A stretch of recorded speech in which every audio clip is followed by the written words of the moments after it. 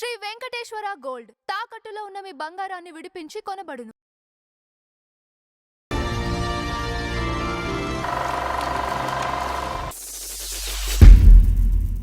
నమస్కారం నందం హరిచంద్రరావు గారు. నమస్కారం రాజుబాబు గారు. సో ఈ రోజు మన ఫ్లాష్ బ్యాక్ లో అందాల తార శ్రీదేవి గారి గురించి మాట్లాడుకుందాం. అందాల తారే కాదండి, బాలనటిక కూడా సూపర్ స్టార్ అండి ఆవిడ. ఏమండి, అసలు 4 ఏళ్ల వయసులోనే అర్థం చేసుకుని డైలాగులు బాగా చెప్పగలిగి పౌరాణిక చిత్రాల్లోనే సాంస్క్రిట్ డైలాగులు తమిళ్ తెలుగులో కూడా చెప్పగలిగిన నటి శ్రీదేవి గారండి. ఓకే. ఆ తర్వాత పెరిగిన తర్వాత హీరోయిన్గా అయిన తర్వాత బాలీవుడ్ని షేక్ చేసిన నటి శ్రీదేవి గారండి.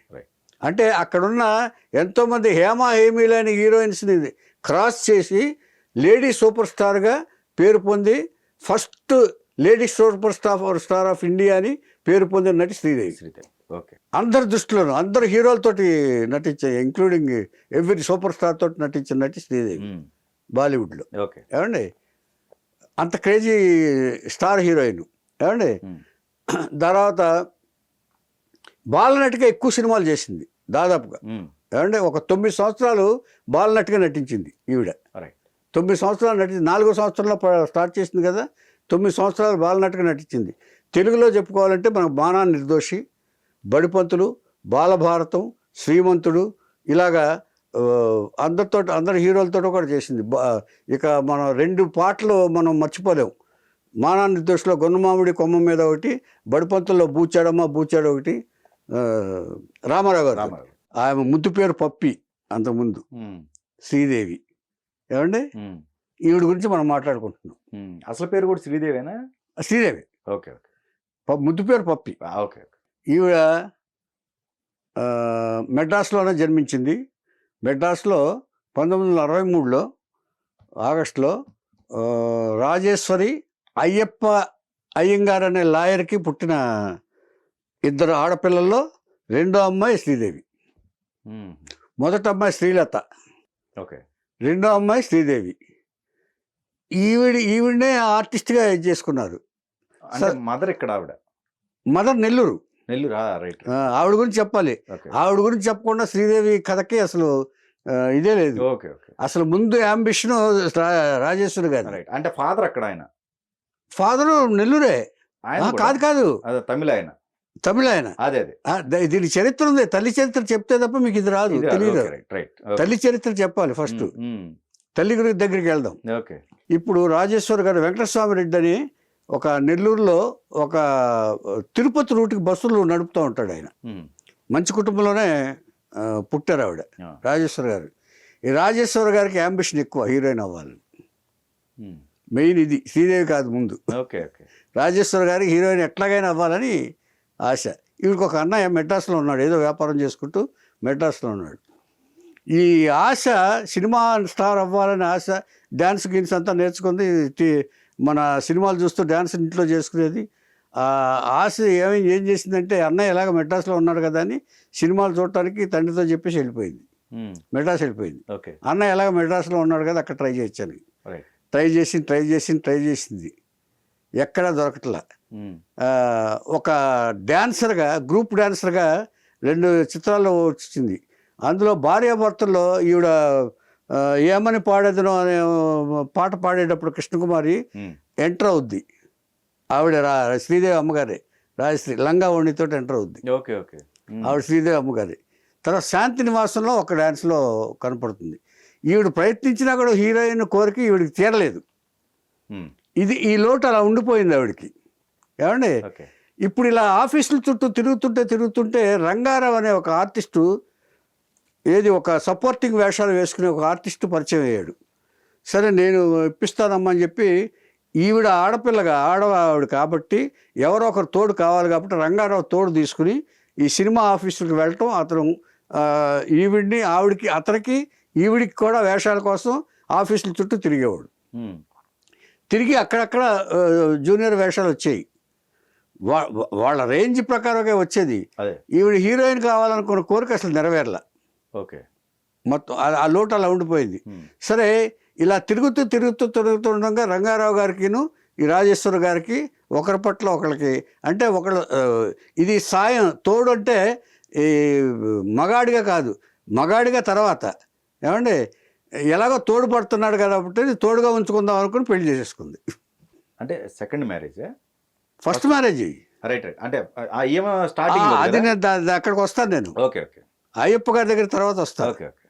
ఇప్పుడు మన సినిమా నటీనటుల జీవితాలు ఎలాగా ఇదవుతాయి అనే దానికి ఒక డెసిషన్ లేకుండా ఎలా పాడవుతాయి అంటే దానికి ఆడపిల్లలు ఒక అవగాహన లేకుండా ఎలా పాడు చేసుకుంటారు అనే దానికి ఉదాహరణ ఒక శ్రీదేవి జీవితం కూడా. ఓకే. శ్రీదేవి మనం సూపర్ స్టార్గా అనుకుంటున్నాం కదా, ఆవిడ జీవితంలో ఎన్నో ఒక మెలో డ్రామాస్ చాలా ఉన్నాయి, ఓకే, మలుపులు చాలా ఉన్నాయి. ఏమండి ఆవిడ జరిగిన అన్యాయాలు చాలా ఉన్నాయి. ఓకే. ఎందరో చేసిన అన్యాయాలు శ్రీదేవికి చాలా ఉన్నాయండి. అది చెప్పుకుంటే మనం నిజంగా ఒక అమాయకమైన ఆడపిల్లలు ఎలాగా ఇదైపోతారనే దానికి ఉదాహరణ. ఓకే. ఏమంటే దానికి తల్లి కూడా కారణం. ఏమంటే తల్లి జీవితమే శ్రీదేవికి వచ్చింది, ఆవిడ డెసిషనే. రైట్. ఏమండి వచ్చి రంగారావుని పెళ్లి చేసేసుకుంది. పెళ్లి చేసుకున్న తర్వాత ఒక పిల్ల పుట్టింది. ఆ పిల్లే సూర్యకళ అని పేరు పెట్టారు. ఓకే. పెట్టిన తర్వాత అతను ఏం చేశాడు, ఇక వీడు భరించలేక ఈ సంపాదించి పోషించలేక పిల్లనైనా తల్లిని పోషించలేక పారిపోయాడు, ఊరు పెట్టి వెళ్ళిపోయాడు పిల్ల కనిన తర్వాత. ఓకే. అంటే వీళ్ళ కనెక్షన్స్ ఎలా ఉంటాయి చూడండి. ఏమండి ఆ వెళ్ళిపోయిన తర్వాత ఈ కోపం వచ్చింది రాజేశ్వరి గారికి. కోపం వచ్చి ఆ రంగారావు మీద కేసు పెట్టాలని చెప్పి లాయర్ కోసం తిరిగింది. నన్ను మోసం చేసి వెళ్ళిపోయాడు అని చెప్పి కేసు పెట్టాలని లాయర్తో పెట్టి వాడిని రప్పించాలని చెప్పేసి లాయర్ దగ్గరికి, లాయర్ కోసం తిరుగుతుంటే అయ్యప్ప గారు తగిలారు. అయ్యప్ప గారు ఆఫీస్లో ఓకే వెళ్ళాడు. ఈవిని చూడంగానే అయ్యప్ప గారికి లా మర్చిపోయాడు, రాజేశ్వరి గుర్తొచ్చింది. ఆయన ఇమ్మీడియట్గా ఒప్పుకోలే, ఎందుకంటే ఒప్పుకుంటే మళ్ళీ వెళ్ళిపోద్ది ఆవిడ. అంచేత కొన్నాళ్ళు తిప్పాడు ఒప్పుకోకుండా, కేసు ఒప్పుకోకుండా. ఇది చూడండి, విచిత్రం చూడండి. అంటే ఎవరెవరి ఆశలు ఎలా తీర్చుకుంటారో అనేదానికి ఒక ఉదాహరణ ఈ జీవితాలు ఇవన్నీ. ఏమండి వచ్చింది కొన్నాళ్ళు తిప్పిన తర్వాత ఈవిడ కొంచెం అలవాటు అయిన తర్వాత బాగా మాటలు ఇదైన తర్వాత, సరే నీకోసం ఒప్పుకుంటున్నాను, నేను ఈ కేసులో పెద్ద ఇది లేదు, అంచేత నేను ఎలాగైనా సాధిస్తానని చెప్పేసి కోర్టుకు తీసుకెళ్తానని చెప్పేసి అతని కోసం ఎంక్వైరీ చేయించాడు. ఇది ఈవిడ తరపున. ఓకే. ఈ సాయం చేయటంతో అయ్యప్ప గారి మీద ఒక మంచి అభిప్రాయం ఈయనకూడా, ఆయన కూడా బాగుంటాడు. ఇప్పుడు అయ్యప్ప గారు బాగుంటారు, రంగారావు గారు ఎలా ఉంటారో తెలియదు కానీ అయ్యప్ప గారు నేను చూశాను. నేను ఇలా అయిపోయింది. కొన్నాళ్ళు తిరిగిన తర్వాత వాడు అసలు ఊళ్ళో లేడు, వెళ్ళిపోయాడు, ఇక తిరిగి రాడు, ఆంధ్ర వెళ్ళిపోయాడు అని చెప్పేసి ఈవిడికి ఏం చేసి, ఇప్పుడు నువ్వు ఏం చేస్తున్నావు ఏంటంటే, నాకు ఎవరు లేరండి, ఏది ఆ ఉన్నవాడు ఒకడు పోయాడు అని చెప్పేస్తే, అప్పుడు ఈవిడ ఏం చేసిందంటే, కూతురు పుట్టింది కదా సూర్యకళని నెల్లూరు తీసుకెళ్ళి తండ్రి దగ్గర వదిలేసింది. తండ్రి దగ్గర వదిలేసి మళ్ళీ వచ్చేసింది. వచ్చేసిన తర్వాత ఇప్పుడు మళ్ళీ వచ్చిన తర్వాత రమ్మన్నాడు ఆయన అయ్యప్ప గారు. రమ్మన్న తర్వాత, ఇప్పుడు నీకు ఎవరు లేరు కాబట్టి నేను తోడుగా ఉంటాను, అంచేత మరి మీకు పెళ్ళి కాలేదా అనేది. పెళ్ళి అయింది, 2 పిల్లలు ఉన్నారు, అయినా కూడా నువ్వంటే నాకు ఇష్టం, నిన్ను పెళ్లి చేసుకుంటాను, నీకు ఏ విధమైన ఇది కావాలంటే నేను ఇక్కడ చేసి పెడతాను, నేను లాయర్ని కదా, లీడింగ్ లాయర్గా ఉన్నాను అని చెప్పి ఆవిడకి హామీ ఇచ్చాడు. అలాగ వాళ్ళిద్దరు కాపురం పెట్టారు. అక్కడ వాళ్ళకి కన్విన్స్ చేశాడు ఈయన ఉద్దేశం ఏంటంటే, లాయర్గా ఇది లేకపోయినా కూడా ఇప్పుడు ఈవిడ స్టార్ అయిందనుకోండి, ఏది స్వార్థం లేకుండా ఎవరో ఏది ఆశించకుండా ఏమీ చేయరు అనే దానికి ఉదాహరణ ఈ జీవితాలు. ఏమండి కొంత కాపురం పెట్టారు. కాపురం పెట్టిన తర్వాత 2 పిల్లలు కానీ పుట్టారు. శ్రీలత మొదటి అమ్మాయి, రెండో అమ్మాయి శ్రీదేవి. శ్రీలత, శ్రీదేవి. ఒక రకంగా వీళ్ళు 2 కాదు, అక్కచెల్లెలు 3 అవుతారు. అంతే కదా. అదే కదా. తెలుసా మీకు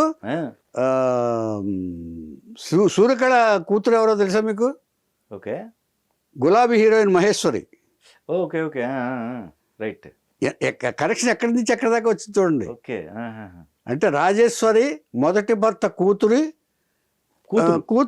మహేశ్వరి, గులాబీ హీరోయిన్. అందుకనే కజిన్ సిస్టర్ అంటారు చూసారు శ్రీదేవిని, మహేశ్వరి పిన్ని కూతురు అనేది చెప్తా ఉంటారు. అది ఓకే. మహేశ్వర్ కూడా శ్రీదేవికి రిలేషన్, కూతురు వరుస అవుద్ది. కూతురు వరుస అవుతుంది. అవును. ఏమండి ఉమ్. ఇది అయిపోయిన తర్వాత ఉమ్. ఈవిడికి ఎలాగైనా సరే కూతుర్ని ఆర్టిస్టులు చేయాలి, నేను తీర్చుకోలేని కోరిక నా కూతురు ద్వారా తీర్చుకోలేదు, అంతే కదా. ఇప్పుడు ఎవరికైనా చదువు లేదనుకోండి, నా బిడ్డలు నేను చదివించుకుంటానని అందరూ అనుకుంటారు ఎవరైనా సరే. నేను చదువు లేకుండా నేను ఇది చూస్తున్నాను, నా బిడ్డలు చదివించుకుంటా అని చెప్పి చాలామంది దగ్గర వింటూ ఉంటాం మనం. ఏమండి అలాగా నేను హీరోయిన్ కాలేదు కాబట్టి నా కూతుర్ని హీరోయిన్ చేయాలని చెప్పి ఆ యాంబిషన్ బాగా పెట్టుకుంది రాజేశ్వరి గారు. అప్పుడు ఏం చేసిందంటే శ్రీలత దానికి ఎడమెంటు, ఆ మాట వినే రకం కాదు. శ్రీదేవి మాత్రం కొంచెం బాగా ఎముకబులు, తల్లికి బాగా దగ్గర.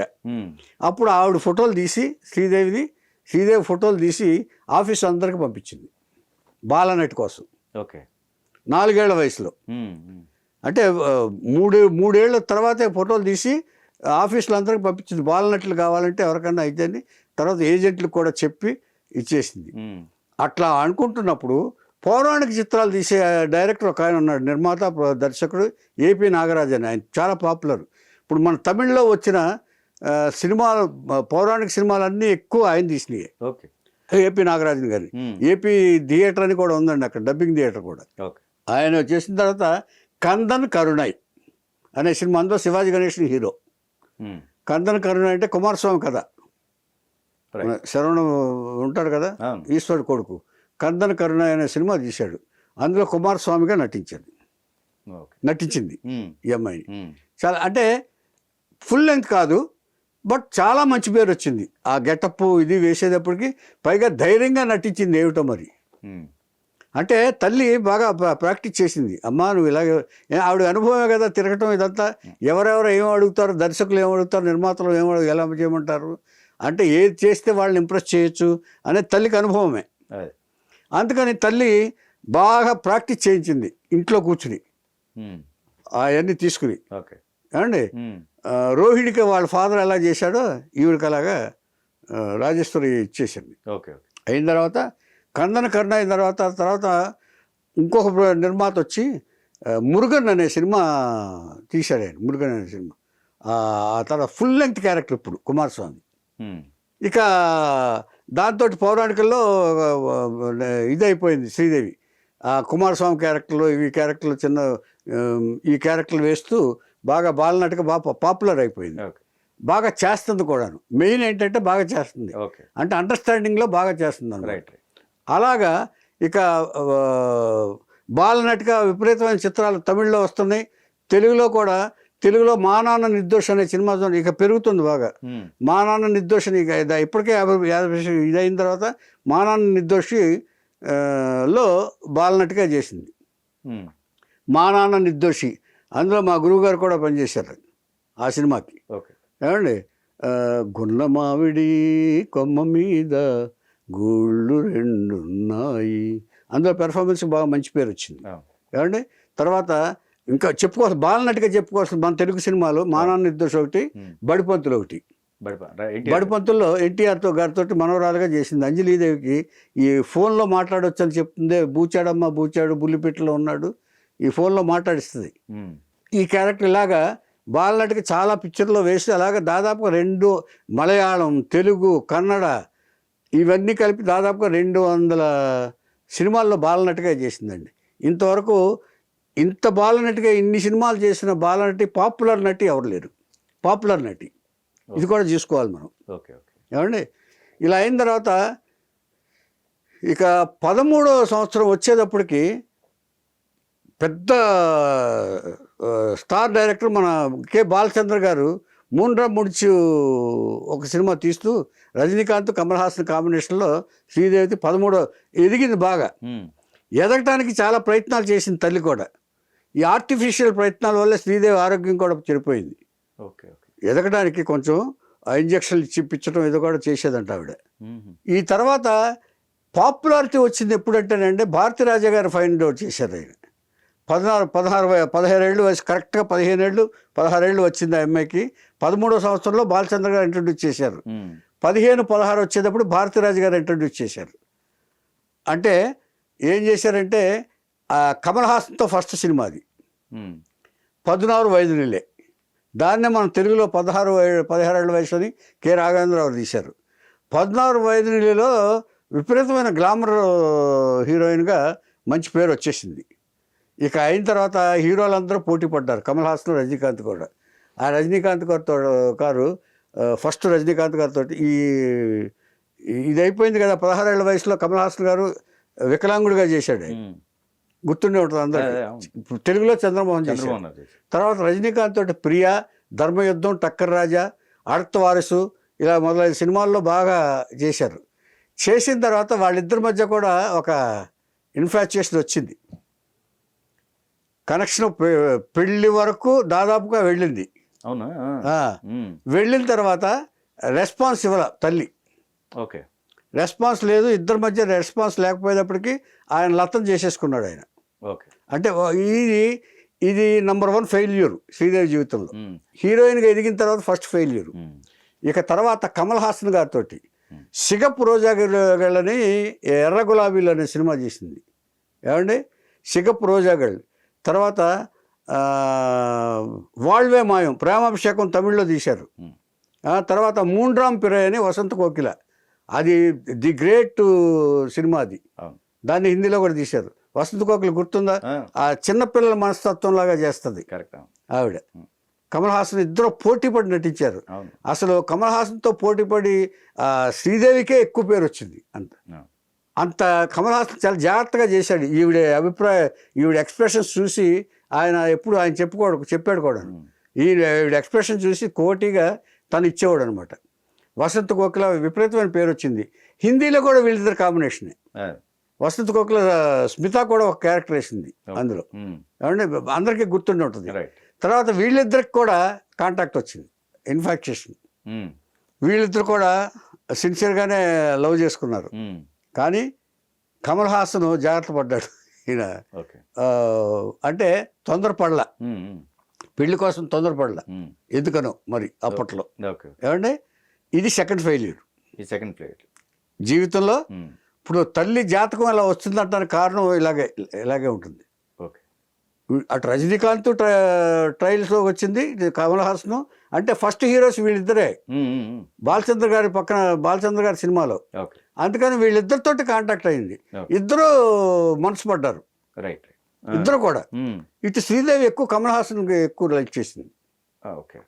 శ్రీదేవి గారు కమల్ హాసన్ ఎక్కువ లైక్ చేసింది. ఇది సెకండ్ ఫెయిల్యూర్.